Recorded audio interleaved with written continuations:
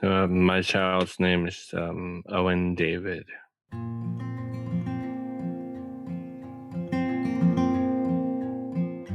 I remember the moment he opened his eyes.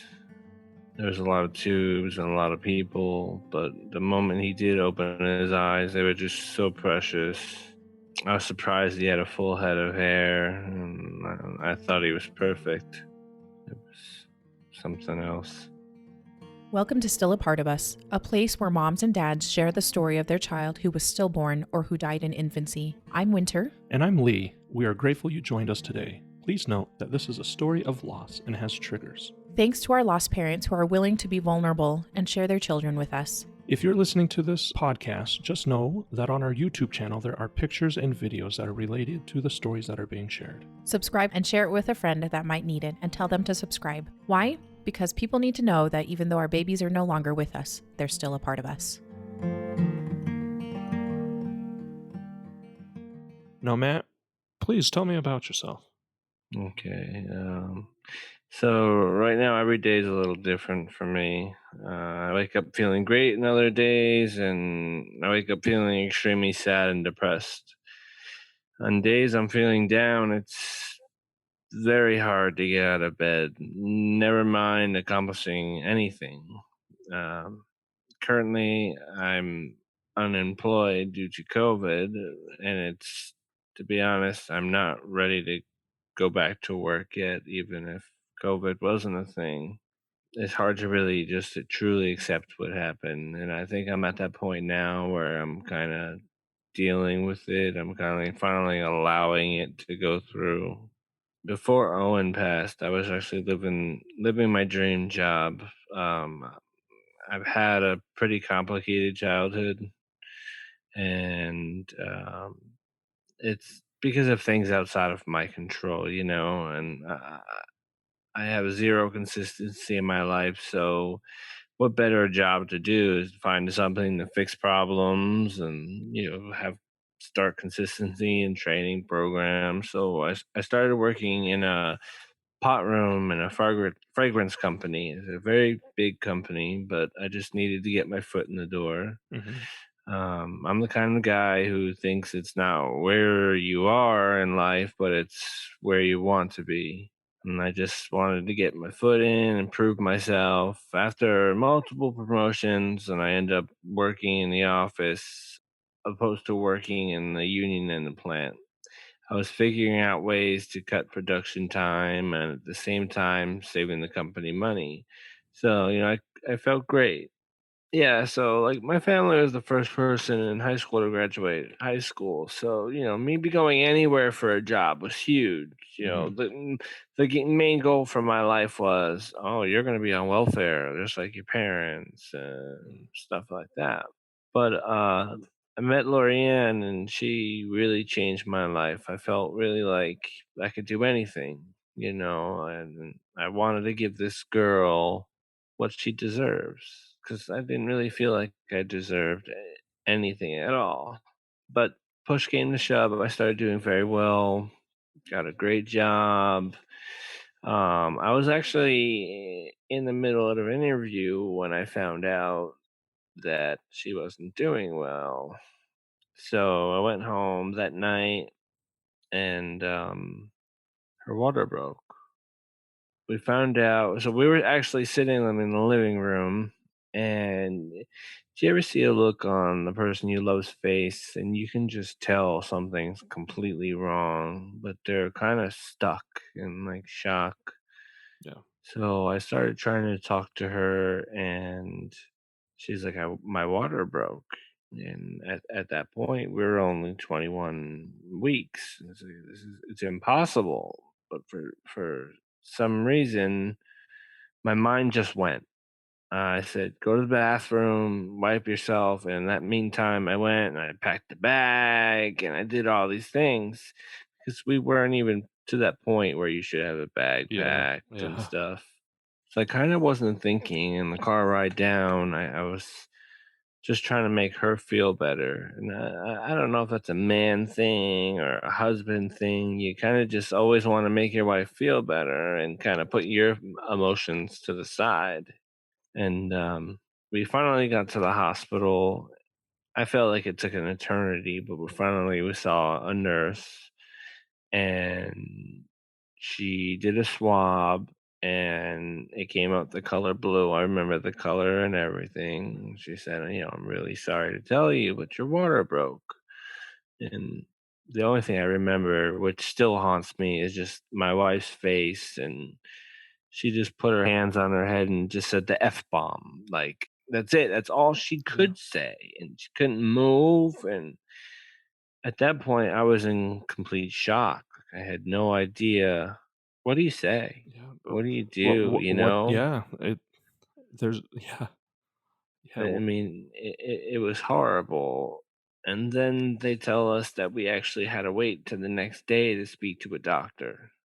So we're like, Was this later at night? Where was it? yes, it was later at night. It was, I believe it was around 1 o'clock in the morning. It was kind Oh, of okay. late. And her gynecologist just wasn't at the hospital. Any of her team wasn't at the hospital or anything. So that night, and we go back to talking about things that I don't remember because it was so Yeah. stressful. I don't remember what we did that night. I Yeah. don't know how we made it through that night. Were you at the hospital or did you have to go home? Yes. Okay. Yes, we were at the hospital at this point because they said, "You know what? We want you to stay here until you could speak to your doctor Mm, and kind of come up with a plan." yeah. So that night passed, and the doctor came, and they told us we had two choices. You have one, you terminate right this second, and two, you go home and let your body naturally do what it does. So there's no infection at the moment, and you're not during contraction. So you need to make the choice. I mean, our world was upside down at that point because we done tons of fertility treatments. It took us our third try of IUI just to get pregnant. So we're like, we're not going to give up now. We're fighters. We got to do this. Let's find out the information on how it would go, either which Yeah. way. So they said you can go home, let nature run its course. Unfortunately, we couldn't do anything for you here at the hospital. You'd have to go back home, and we wouldn't take you until 25 weeks, 24, 25 weeks, something like that. And they couldn't give us a real recommendation because we were at that point where it's possible that Owen will be okay, Yeah. but it's also possible that he won't be whatsoever, and he's in a gray area at the age that he was in that they can't say. So it's after talking that night, we decided there's no way. We fought too hard. We're gonna fight for this. So we spoke to all the doctors, and then we decided to go home. The hospital doesn't consider a pregnancy viable until, I believe, 24 weeks. So we had to go home. And we live about an hour from the hospital, and my in laws live about 30 minutes. So we said we should probably stay at the in laws. If something happens, we want to Yeah. get there as soon as possible. And just to rewind a little bit, our main concern was that Owen wouldn't be in any pain whatsoever. Yeah. If we went forward with this, we do not want any pain, and we don't. Clearly, there's a chance he won't be okay if he did survive, but he wouldn't be. He's not screwed Yeah. completely. So we said we went to the in-laws. We started staying there and trying to. I mean, Lorian was impossible at the time because she was to the point where she wouldn't give you a hug because she feels like she would jinx it for some reason. Her mom would say, "Hey, oh, can I pet your belly? Rub your belly," and she'd say, "No, I don't want you to jinx me," just like that. Like, so clearly she was petrified. Yeah. During all this, I was working at my dream job. I started at the pot room, then I worked my way up to an office worker, to a trainer, to it just kept going. And at that point, I had to make a decision: be there for my wife or work, right? Like, my wife's completely petrified, and either of us had no idea what can happen. She can go into labor at any moment, or infection. So I decided, let me try to do the family leave route, spend as much time possible with my wife. We actually ended up making it to the point of the baby being viable in the hospital's Mm-hmm. eyes. So we ended up going back to the hospital, and that was around. My wife's going to kill me if I say this wrong. So if I think we got back to the hospital at 23 weeks, they let us come back. Yes, 23 weeks. And then we were able to start the whole process of maybe saving Owen, start antibiotics so she wouldn't get an infection and things like that. And at that point, my job was extremely busy, and they were giving me ultimatums. And you know, well, for myself, I had to be there. There was nothing. I don't care if I lost everything outside those hospital walls. Nothing else mattered to me in the world was my wife and my child. Yeah. Yeah. So I ended up parting ways with my job. I wouldn't take that back. I would make that choice 100 million times, because my wife's like my superhero. I don't know how it is for you, but my wife's one of the strongest people I know. Anyone in fertility treatments, anyone who deals with this kind of stuff, they're very strong people. And I was literally watching her demolish into nothing, because the constant fear, being in bed rest, not being able to do anything, like I couldn't do it. Like I had to be there. I had to sleep there. I wouldn't even go home. I would sleep there, and the doctors would come in twice a day to do ultrasounds. Uh, that was the scariest point of my life. Anytime the ultrasound would happen, my heart would stop, even though my wife was completely fine. Oh, it's fine, no worries. But every single time, my heart would just drop. No feeling. I can't even describe the feeling. I feel like the fear is worse than any fear in the entire world, and it's unbelievable. So push came to shove. After all this, I lost my job, and I had nothing. I had nothing outside of work besides my wife and my child, and we had to figure out a way to get through it. The everyday like, it was horrible because we were on bed rest for 3 weeks before. I mean, at the hospital before they were able to do anything at all, or until Owen came. And after this whole situation, I can't get out of bed. Never mind work or live daily. Live daily. Yeah. I don't know if that answered that question fully. I just feel for you. That's all I can say is I feel for you. Yeah. Yeah. So you were able to make it to the hospital after you were about 34 weeks, did you say? No, 30 only 24 weeks. Oh, yeah, 24, sorry. 24 Yeah, it was weeks. only 24 weeks. And then And then what happened was, so around 24 weeks, 24 weeks was when we were allowed to go back to the hospital. Mhm.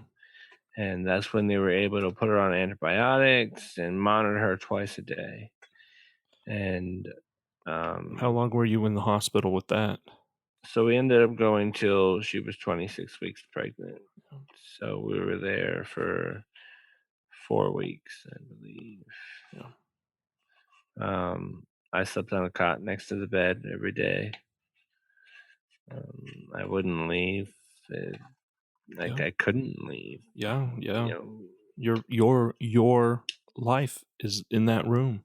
exactly. You're Yeah, it actually got to the point where the nurses would leave, and I literally taught myself how to read all of the equipment. No, I mean, the heart rate, I knew where it should have been, everything. I studied that thing. You know, it was it's unbelievable how clueless you are when you're in these situations. I feel like it would help a lot if you knew, I mean, if you knew any of this stuff. yeah, The- if your baby's heart rate is too high, there's an infection, or and when you're hearing the nurses say these things in medical terms, you kind of get confused, and they're so quick in and out, and you sit there like clueless, and your mind just keeps going.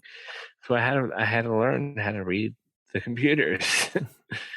I just wait till they leave and read. And that's the only thing that maybe kind of helped me feel better, to yeah, see, a normal heart rate. yeah. So I literally slept on a chair next to her until 26 weeks.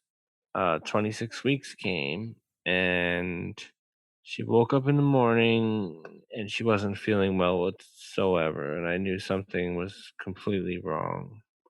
So we called the doctor in, and within a half hour, they said, "That's it. We're going to have to go in for an emergency surgery, for a C-section. The baby has to come out right now."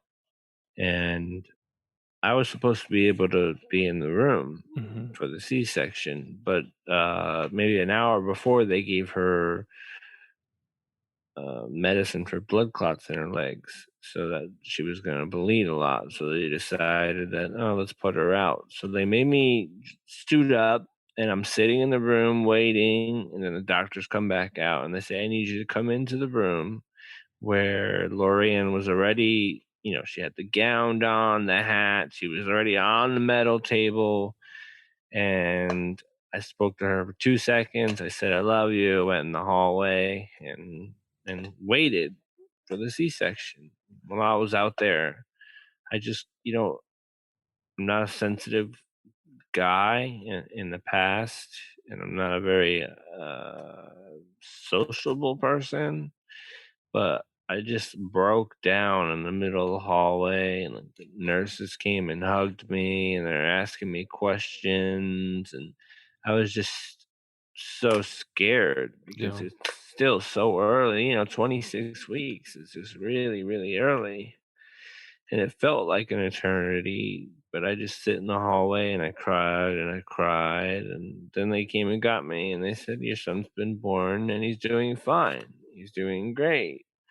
We want you to come back and see him." So I saw him, and going back to the one of the first things I noticed about him was his eyes, because he opened his eyes and he looked right at me. It was really nice.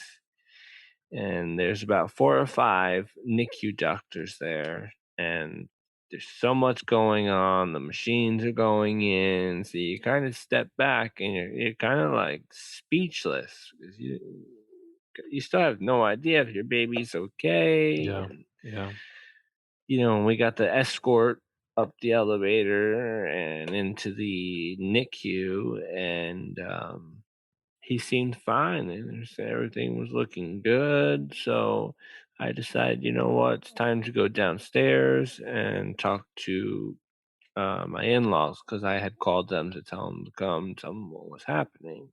I said, everything seems to be fine, but I want to go see my wife. And then a doctor comes downstairs and gets me, and he says, "I need you to come upstairs to see you, and just need to talk to you about some things." And when I got up there, there was a heart doctor there, and their stuff was all over him, his feet, yeah, everywhere. And I was so scared. Like, and this is one of the biggest things I regret. I was so scared because everything was going on, and there's so many machines and noises that I was too afraid to touch him.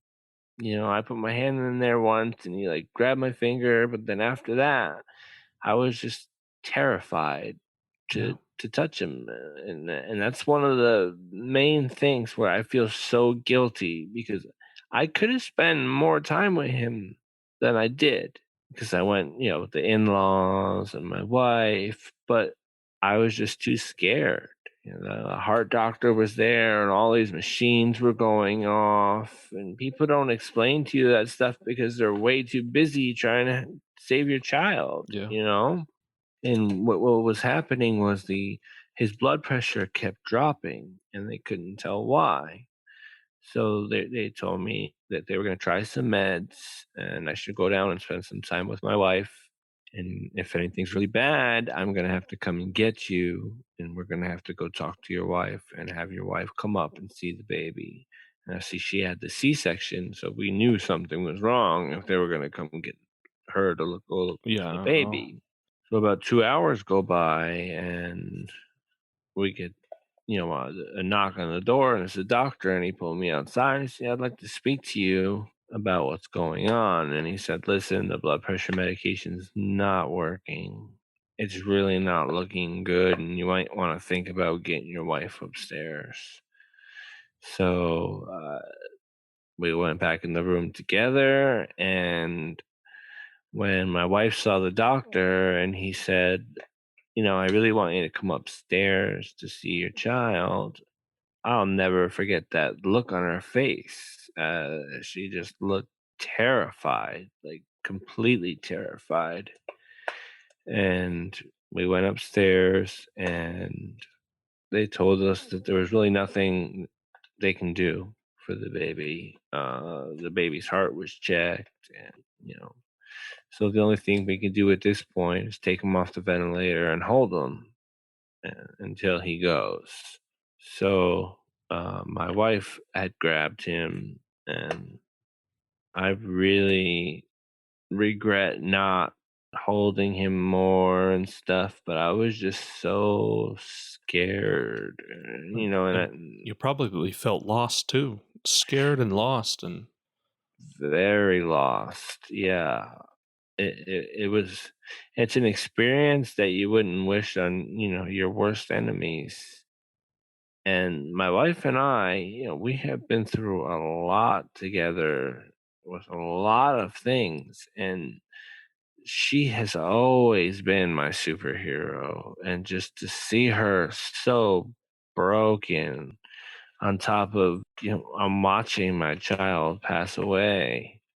I mean, I don't know how people are always worried about the women, but I don't know how the men survive it to see the person, I mean, at least in my relationship, the person that means more than anything to me just collapse. Like it was very hard to take that in. yeah, I mean, it was really bad, and it's like I'm speechless about this whole situation. Like I just shut down. Like I really don't, you know, hmm because it's like one of the hardest things that anyone can go through in their entire life. I know in some of the on the paper it says, like what's your hobbies and stuff. Like, I used to love going fishing, play with my dogs, and so I used to love life. And now hobbies, I mean, my hobby is nothing. I mean, I'm not doing anything whatsoever. yeah, you lose yourself. Exactly. Yeah, Yeah, you really do. You really find it. I don't. There's like no words. yeah. I There's really not. Now, did your wife have like a C-section? No, no, they she had a vaginal birth with our son Brandon. She Okay. He was ready to go, and when he passed away, he was with our first daughter, with our firstborn, we had a C-section, but with our son Brandon, he was born vaginally. No, and that was as a husband's part there. I don't know. So for me, when she came home, she couldn't wash herself in the shower and stuff. Yeah, So like, I handle all of that. yeah. And the lactation and stuff, I mean, that destroyed me watching her go through that. It is such a cruel. the body after it's just a cruel trick that the body So plays on the woman, because horrible. yeah, it really was painful to watch my wife, and I'm sure it was painful for you to watch your wife have to go through all that. And Yeah, nobody tells you about it. Nobody tells you no. that the body still thinks that there is a child, even though the brain knows that your son has passed away. Yeah, it's cruel. Hmm. I couldn't believe it. I'm helping her shower, and she's like lactating, and up to a week, 2 weeks later. I mean, it went like 8, 9 weeks. It's cruel. It is Yes. horrible. It's just a reminder that your son's not there. You're alone. You went Hmm. through all of this to be alone right now. Yeah. I mean, I know he's there. He's in. I'm not a very spiritual guy at all, but I'm trying to learn to say that he's here with us, or he's in the sky or in heaven. Just to because it's cruel. Like it's I don't know, how do you put that into words? Yeah. Like, how do you watch your wife go through that alone? I mean, not alone, but how do you? We're men. We are hurt. It hurt, or it really did. It affected us. I mean, for me at least, it killed me. But I'm not the one who had to carry that baby. I'm not the one who had to deal with the lactation and all the complications that come from the Yeah. Yeah. C-section. And the post recovery and post op recovery. Yeah. It's terrible. Like, did that kill you as well? Was that Mhm. like, Yeah. Yeah. It really was one of those. I felt absolutely helpless and worthless as a man, as a husband, and as a friend to my wife, because there was nothing, I can make her as comfortable as possible. I can bring her anything, but there was nothing that I could do to alleviate her pain and her and yeah, it really was just it shattered me as a man. It killed me. It killed me yeah? as a man. And do you ever feel like you'll pull yourself back up from that? Because I don't know if I do. No, it's a both a no and a yes answer. Am I able to recover? No.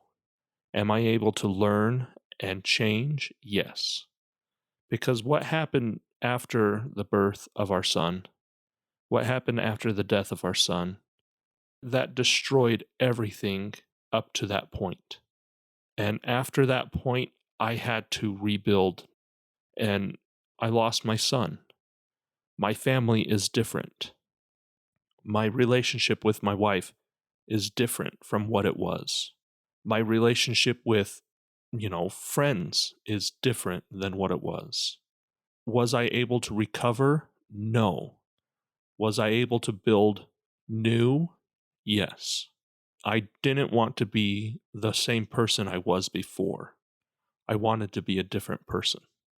And I'm able to start laying the foundation for the type of person I want to be and the type of person I need to be for my family. And like you said, the most important thing was my wife and my daughter. For you, it was your wife was the most is the most important person for you, and I had to change for the future. I couldn't just be the same person with a different experience. I had to be a whole different person.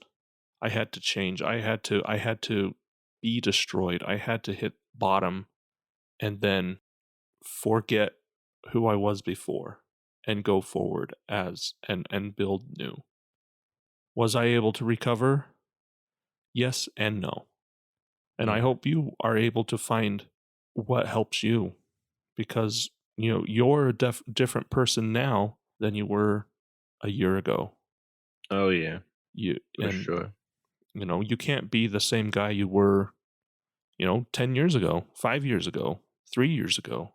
Hmm. There's You know, no when there's no someone way, asked me yeah. what's wrong, and I say, have you ever felt a pain that you could never in your imagine of your life that you would actually survive? No, not really. Well, then don't ask me that question because you I'm wouldn't feeling it, understand my yeah, answer. because 'cause I'm feeling it every single moment of my life.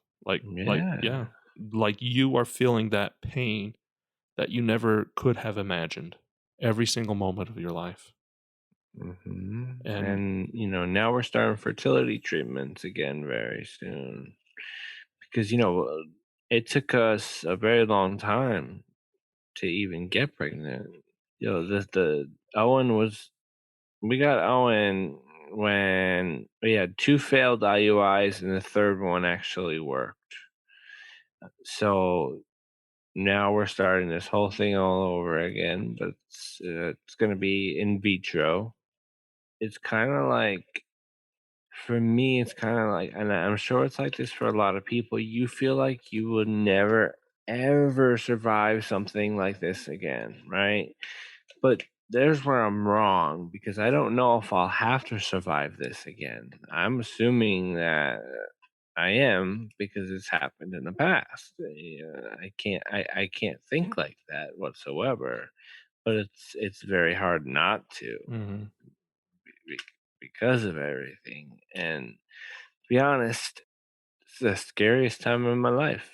yeah, I mean, I lost my brother, my father, and my son all within a year span, right? A year. Well, Owen, I'd say with 2 year span, and I don't think I don't know how to explain it. It's just like it's it's just being there. It's bringing back everything. yeah, You're rehashing everything. yeah, Even if you had someone to talk to, you're not really talking to somebody unless they've exactly lived through it because they truly don't understand yeah.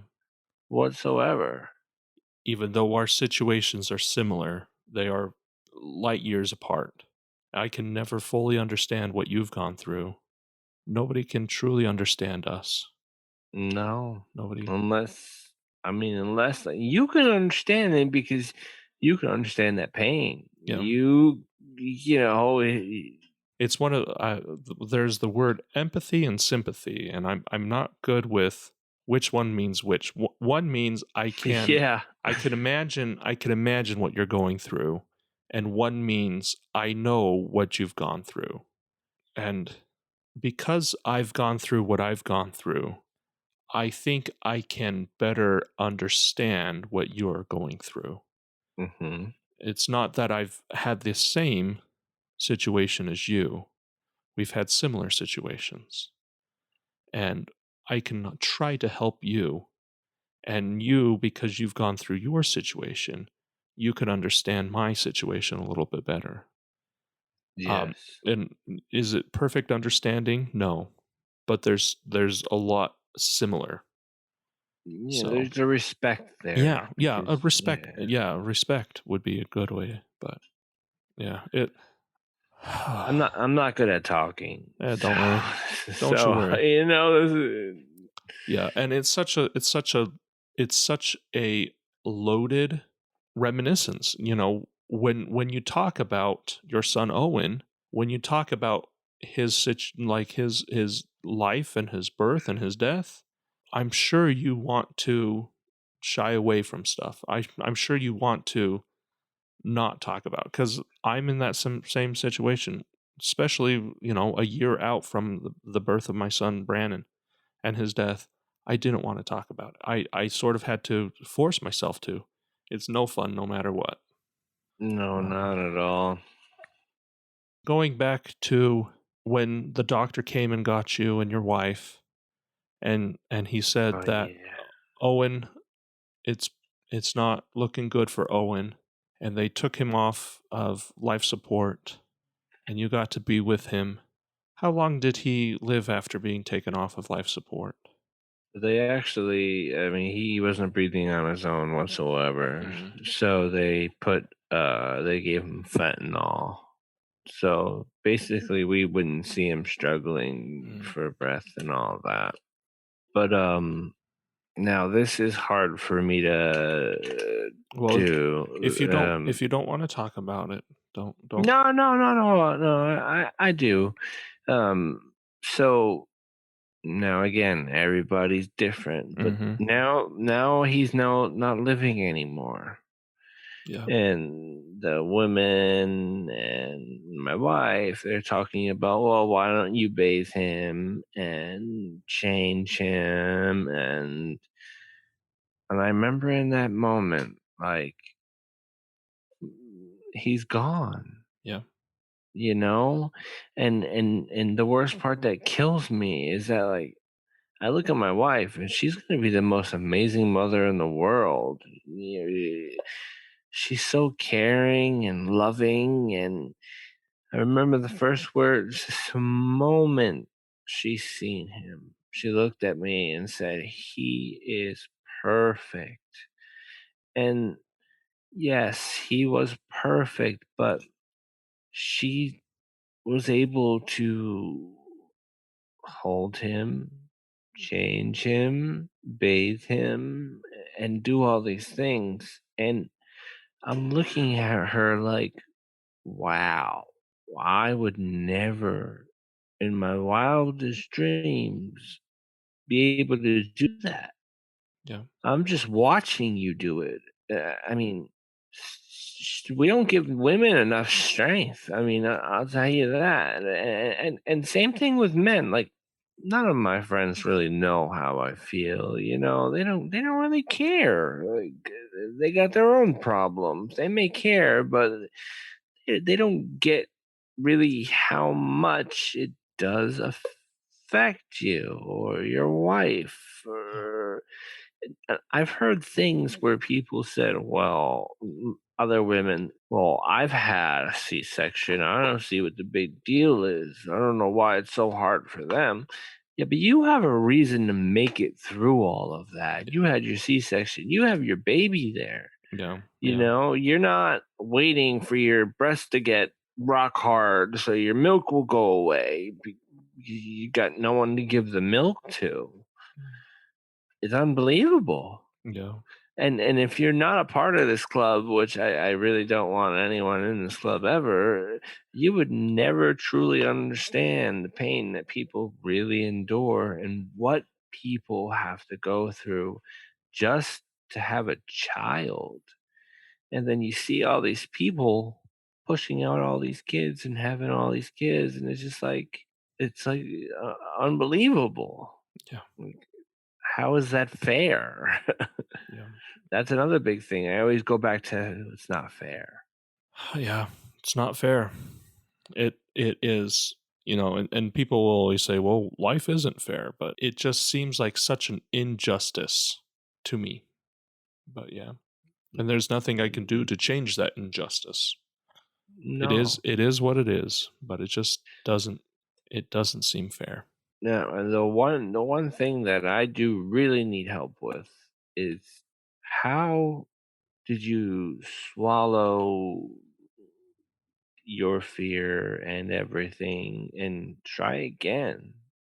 Was your mind in a place where you weren't scared at all that nothing would happen bad, or like I don't it's hard to get going again to try to have a kid. Yeah. Now, because we were about 2 years out before we started trying again, Okay. and I was scared. I was anxious. I was, everything. I was apprehensive. I was scared. I was fearful. But we had a real honest discussion, my wife and I, about what was what do we want our family to be? Because we have an older daughter, we have our son Brandon. Are we okay as a family like that? And yes, we were okay as a family like that. And then we discussed, well, do we feel that we should? Because we are religious. Do we feel that we should add another member to our family? Like, we're not talking about should we add 50 more members to our family, but should we add one more?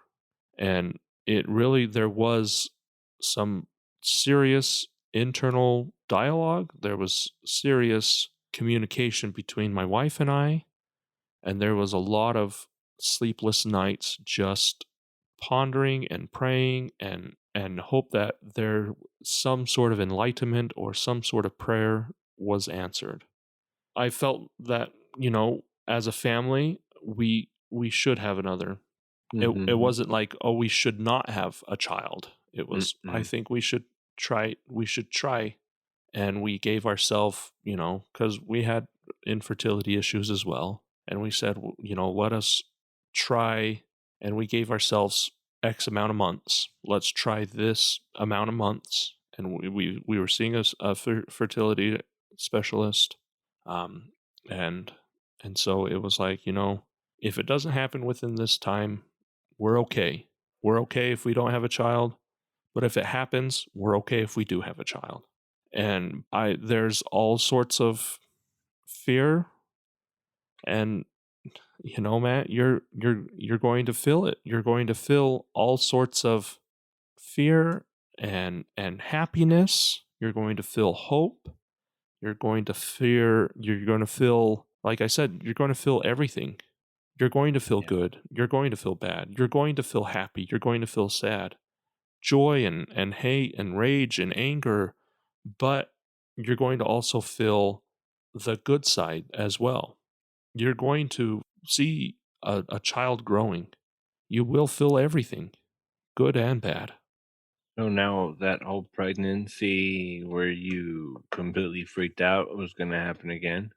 Or was there ever a point where you kinda calmed down and were like, "Okay, I think we're okay." Nope, I was a mess the whole pregnancy. Yeah. So, yeah, it really was just I have to have belief that my wife's body can do what it needs to do. We, my wife tried her best to be healthy. We tried the best to eat healthy, to exercise. We're not Olympic athletes by any means. We're not even amateur athletes by any means, but we You're were. trying. Yeah, well, some days we're trying, but we were like, we will do the best we can to give my wife's body the best, nutrition, best. I made sure she went to bed. I made sure that she, You know what I have a problem with? When she says, "It's because of my body this happened," I get angry. yeah, it's it's nothing can really be blamed. It's not her fault. It's not your fault. Yeah, It's not. It just happened. It yeah. sucks. It sucks. It's unfair. It's just the worst. But it's hard to stop thinking like that, because we naturally want to have something that we can point to as being the problem. And when there's not a problem, it's easy to internalize it, say it was my fault. Yeah. Yeah, but in all reality, it was nobody's fault. It just Mhm. it just happened. It just Yeah. happened. And it sucks. It's the worst thing to ever happen, but it just happens. That's all we could really say. It sucks. It's just the worst. Yeah, you kinda feel robbed, he was in our arms, we were there, You know, we were right you there. were approaching the finish line, and Yeah. It's just so, and you don't know what to be, or you are all of the things, yeah, your emotions, angry, sad, unreal. yeah. And I love how you put, you don't know what to be, but you feel all the emotions. Like, Mhm. you don't know if you should be angry or mad or sad, or like I felt guilty for a long time laughing and enjoying myself, because I was like, Yeah. I shouldn't feel this. My child is dead. I shouldn't be laughing. I shouldn't enjoy anything, but you do feel all the emotions. And, there is a time and place. There is a time to feel joy. There is a time to feel happiness. And there is a time also to feel anger. And there's a time to also feel sadness. So, It's kind of like you're a prisoner of your own mind yeah. because you can go out saying, you know what, it's gonna be a good day. Mhm. But then you go down to the store and you walk past the baby section and you're not Ch- having a good day Yeah, anymore. it turns it upside down. And then there's nothing you can do. I mean, you can't avoid it. And how do you deal with it? Yeah. What do you, dealing with it? You can't really deal with it. I don't know. It's Yeah. just like I feel like that will never go away. Never. I'll always feel like a prisoner of my own mind because I could be in the happiest mood. I could be thinking this, but if I see something, it's over. Yeah. It goes right to it. Or are you able to like get back and function to like your normal life duties right away? No, no, not right away. It does take time. And there's that adage that time heals all wounds, but it leaves scars. Time does heal wounds, but they leave Mm, scars. that's very And true. and They'll always be there. like I've broken many bones in my body, and I still have issues with those broken bones. Did they heal fully? Did Yes. they no, some of them didn't heal fully, but I'm functioning. Am I whole? No, I am not whole. I am not whole after this tragedy. But I am able to continue on. It took a long time for me to be able to continue on because Mhm. there was times that I just wanted to stay there and just stay in that pain and in that sadness and in that grief. But there is just like a bone mending after it's being broken, after a time it will be able to support, what you need to do with it. And so it was with me and my emotions and me with my ability to exist. I was able to finally say I can exist. It takes time. That's all I can say. And it hurts. It hurts and it's lonesome and it's But the man never gets the support no. like a woman does. No. Yep. Yep. Everybody will ask you how's your wife doing? Your wife. Yeah, Exactly. how's Lorianne doing? In all reality, it's how are you, both of you doing? When Exactly. somebody asks how your wife's doing, how's she holding up? Yep. No one cares about the husband, the They father. yeah. Society doesn't realize that we lost as well. That's right. Lost our son. Like, I lost my son. Like, but it was completely different with our first miscarriage. I didn't hear their heartbeat. My wife did, but I didn't. And I don't have any problems with that. But I had that boy in my arms, Yeah. and I've never had a father in my life. Bad dude, and I was just so excited to just do everything I missed as a child. Mhm. Getting older, I just want to be able to have a relationship with the child. Like, I watched a movie the other night and they were talking about, living and dying and faith. And the man says, "Oh, I only want to live in at least another 30 years." And the other guy asked him, "Well, what the heck are you going to do in those 30 years?" And he says, "Just want to see my children grow up. That's all I want. In my entire life, I just want to see them grow up." We'll never get that chance. And it's really sad. I mean, I hope I do get the chance to have my own children. Mhm. And I'm very blessed that I have someone who's extremely strong and brave just to even do this show. In a way, I don't know if this is part of the advice, but I've been avoiding these feelings. I haven't dealt with anything. I mean, I haven't slept in 4 days because of this podcast, because the reality of it is, I've been pushing it all to the side so I can help everybody else. But now when I get home and I'm writing, 15 pages on what happened, it changes everything. Yeah. And even having these pages, I couldn't read them right. And it's unbelievable. I hope you are able to find something that can help you. I was in that situation too. I did not want to address many things that were going on with me. And like you said, I pushed them. I pushed them back. I pushed them to the side, and they kept piling up. And when I was able to actually address them, everything just crashed down, and then I was able to work through them. I hope you were able to find something that you can It, do to help you. it helps you remember a lot that you really don't remember. You kind of feel, we were in the hospital for a couple weeks. Thinking back at the situation, I felt really alone. But then, kind of being forced into this situation to look back and think about everything, Mm. I realized that I really wasn't alone. And my your mind kind of plays tricks on you too, as well. It's 'Cause, very selective. Your mind is very selective, exactly. yeah. Exactly.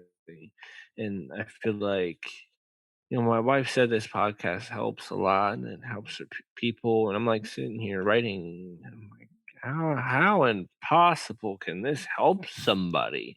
I'm the kind of person that you tell me your story, I'm gonna take that home tonight. Like tonight, I'm gonna feel your story because I'm that type of person.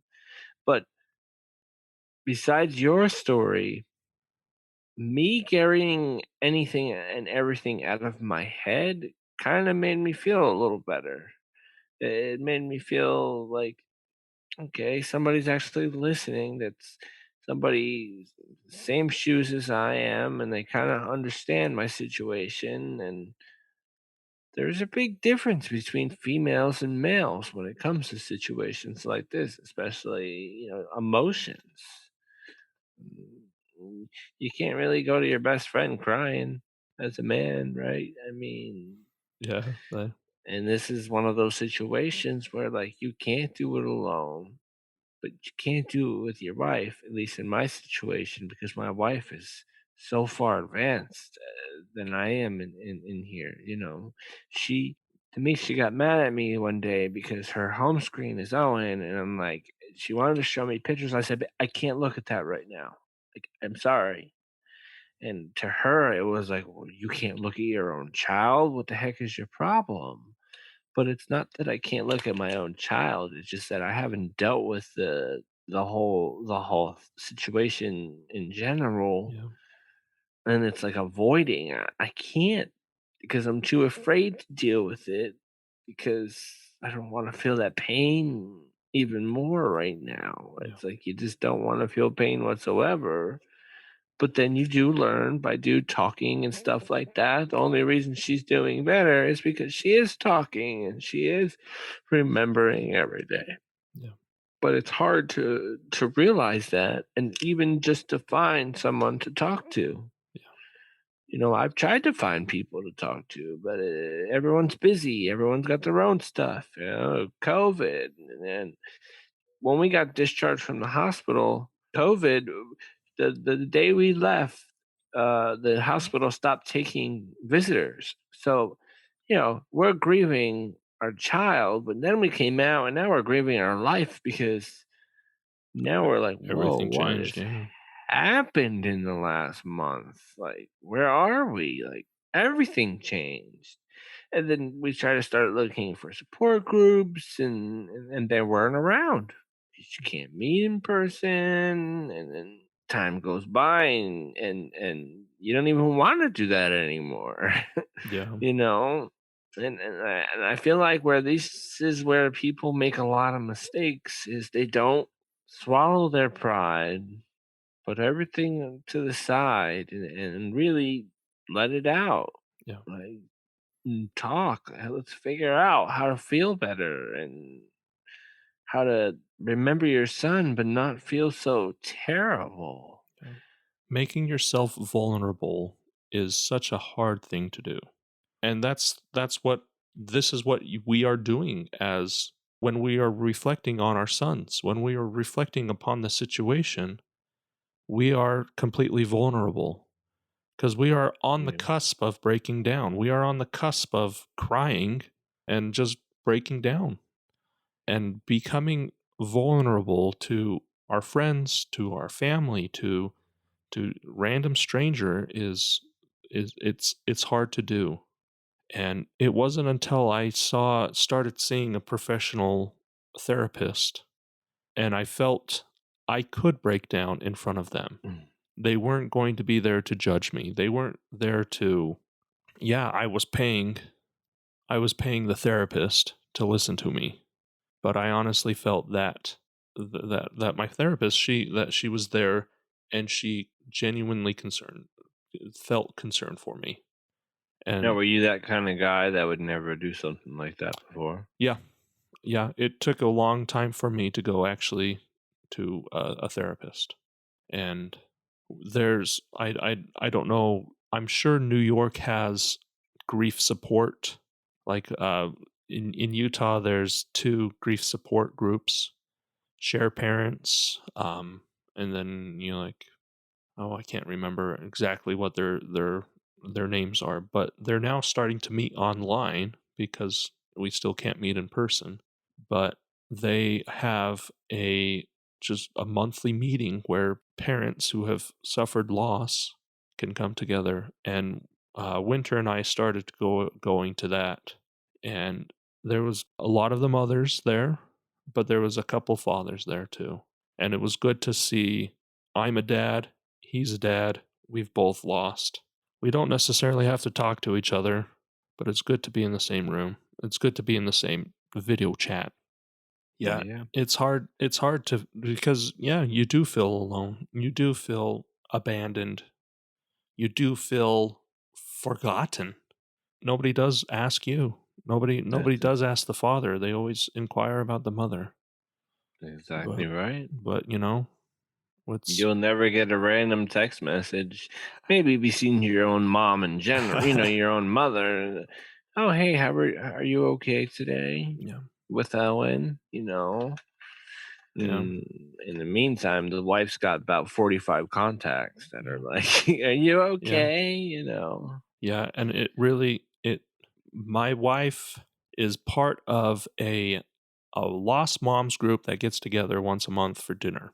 And before COVID, they were really religious about getting together for dinner.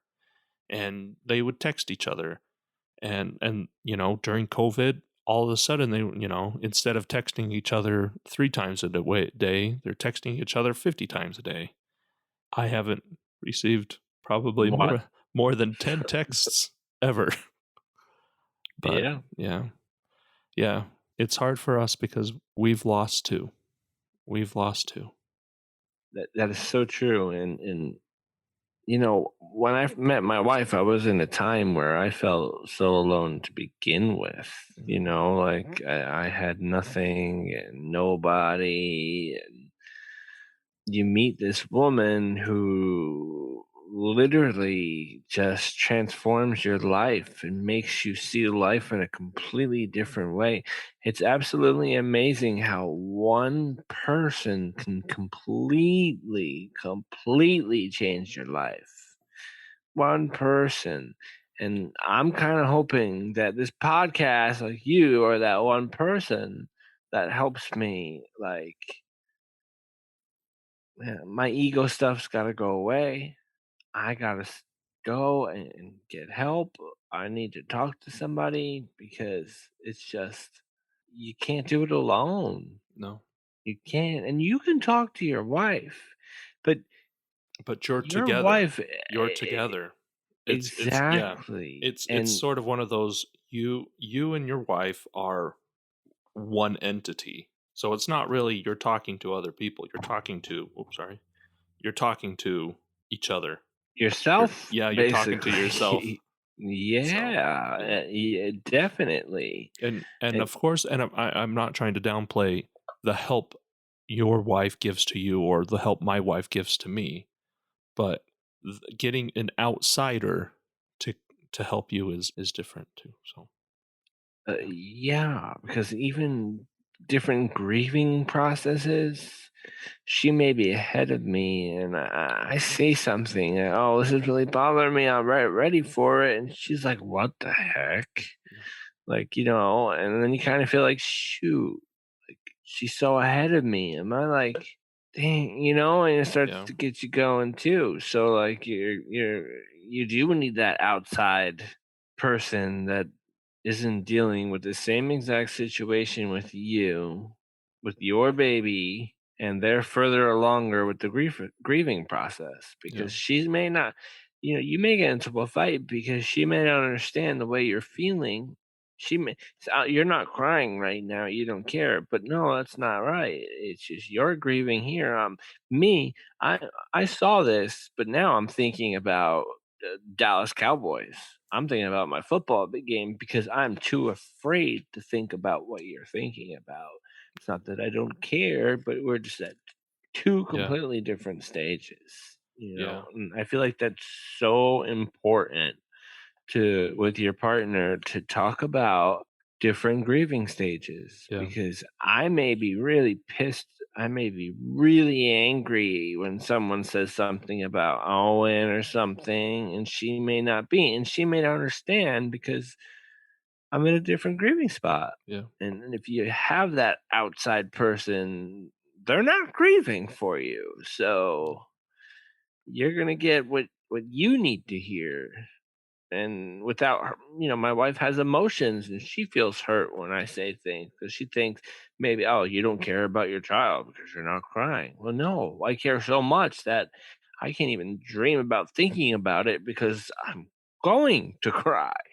yeah. you know The grieving process and how different people grieve, it's so um Different. it's so different. And Yeah. going back to right after the birth and when we were discharged from the hospital, I was a man on a mission on how to I had to find a burial plot.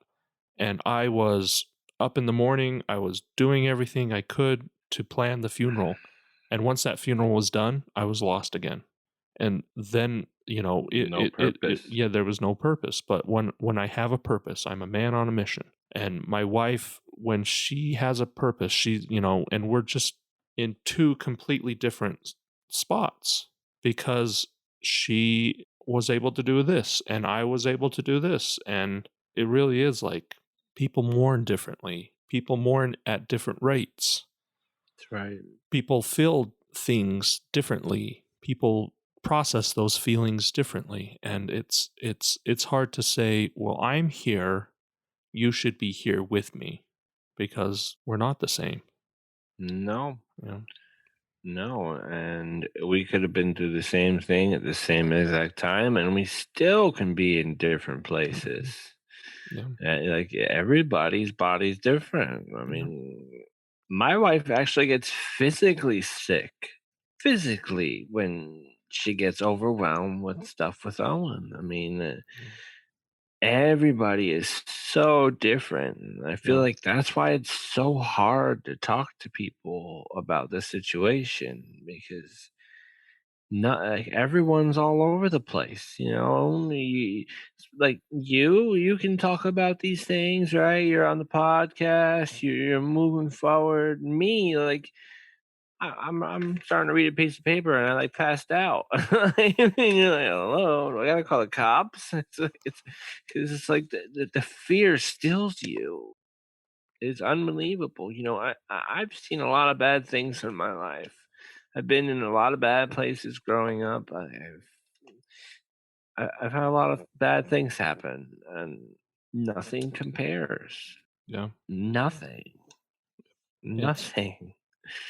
I had a gunshot at me and my friend at the same exact time. We kind of dreamed of the same thing. I mean, it was a little different. Something like this was the pain is so embedded in your heart. It's like, I don't know. And the sad part is if you're not a part about this club, you really have no idea about it. You don't really know what these people go through. Like, yeah, oh, they lost their son. I had someone said to me just recently, it's been a year since you lost your child and you're going on this podcast. When are you ever going to start moving on? And I was taken back. Like, moving on? What do you mean? Like, when are you going to start preparing for your future? Well, listen, I'm trying to prepare for my future. You know, this step is a step forward for me. I'm sitting here with you right now talking to you about something that honestly I couldn't say two sentences without breaking down. To me, that's positive. That's gaining. I'm gaining. I'm getting better. Yeah. Yeah. You know, and people somehow still want to judge you of where you're at that's never been in the situation itself, and they can't truly understand. It makes it even harder because as a man you feel even more alone because you're like, wow, stop being a punk. Yeah. It was a year ago. I understand that, but I can't help it. I can't help that, I had the worst childhood of my like I had a really bad childhood and all I've ever dreamed of is doing homework with my child, throwing a ball with my child. So, when I found out I was having a boy, I was just like, whoa, like this is the best, I get to do everything that I missed out. Like G.I. Joe. I didn't do any of that stuff, I'm like, I'm gonna be a kid again, I'm all, it's there's so many different emotions. Yeah. Losing a child is not like having a bike stolen. Yeah, you could easily get over a bike being stolen. You could easily get over having your car break down. You can move on from Oh those yeah, things. Losing a child is losing dreams. It's losing, like you were saying, a part of you. that thought of being able to play with your child, to help your child. You're losing all that. You're losing a future. That is right. You plan for your future. That's part of your plan. You want to have a child, Yeah. so you're looking at your future like it's ruined. Yeah. You're not losing your whole future. You're not losing the future. You're losing No. a future. It's just crummy. Yeah, it is. And I wish more people would understand that we have feelings too. So we've had people ask us like, "Oh, I'm gonna put it in an announce." It was on Owen's birthday, and we got a message. "Oh, I'm gonna put a pregnancy announcement out. Is that okay?" Why are you asking me? That's your life, Yeah. Yeah. That's your life dreams and your dreams. My dreams are completely different. Yeah. And people are like treat you differently. Like they don't know how to act around you. Even family get more quiet and they don't know what to say to you. Some people think they can relate to you by saying, "Oh, one of my friends just lost their child," or all these things. It's like, well, to me, what bothers me is why can't we go back to the way things were before? Like the thing we'll never go back to before about with Owen, but the relationships with I had let's say my mother and father-in-law or some of my old best friends, it seems like it never went back to normal. They look at you like you're a damaged goods and they kind of are afraid to talk to you, I guess. I don't know. It really is one of those people don't know how to react and interact with you. Not with you, but with us, people who have Mm. lost. Because they don't know, is this a topic we could talk about? Is it a topic, that's going to cause you stress? And like you said, sometimes you just want to have a normal conversation. But sometimes people don't know how to do that. I often just say, these friends were friends that I had good friendships with. And now that has changed. I have to realize I am a different person and they are a different person. And it's sometimes hard to see those things disappear, those friendships disappear. I'm Mhm. sorry. Still the same person, just a little damaged, you know? Well, Like, and I wouldn't say damaged. You're changing. true, You're not damaged. true. You have gone through something so traumatic. You have gone through something that has shaken you and destroyed you, and you are trying to rebuild who you are and understand who you are. But how can you do that when your whole past, everyone around you doesn't treat you like who you are, you Yeah. know? Yeah. Yeah, and sometimes you just have to just say, this is what I want to be, and this is how I need to be, and this is how I will be. Sometimes it's hard to make your body do what your mind tells you to do, and sometimes it's hard to tell your mind what your body needs you to do. It's Sure. a sort of one of those circular logics. We could talk for who knows how many more hours, but Yeah. it's probably getting late back on the East Coast, and Um, I don't want to hold you hostage for the rest of your life. No, I mean, I just want to appreciate you guys for being so strong and brave because that's another thing with my wife that shows me, each time she talks about Owen or, anything that has to do with child loss and stuff, to me that is teaching me something. I'm looking at her and saying, "Wow, she's strong. She is so brave, but she's got no clue that she's strong and brave." You could tell her all the time, but I just want to thank you because it takes a lot of courage, acceptance, and it's a lot. I don't know how long exactly how you've been doing this before, but I'm sure it's a lot coming on all the time and speaking about your story and talking about it. I commend you guys, and if it wasn't for people like you, people like me wouldn't get any better because you're setting the examples of where I can learn where, you know what, I could be okay. I'm not alone. I just need to meet the right people and talk to the right people because you know what, maybe I'm not this screwed up for the rest of my life. It gives me kind of hope that I'll be okay. So thank you for real. I Matt, mean it. Matt, this is the reason why we set this podcast up, so that we can reach out and together talk about our children. And through that talking, we can heal a little bit. We will be able to help those around us who are also struggling.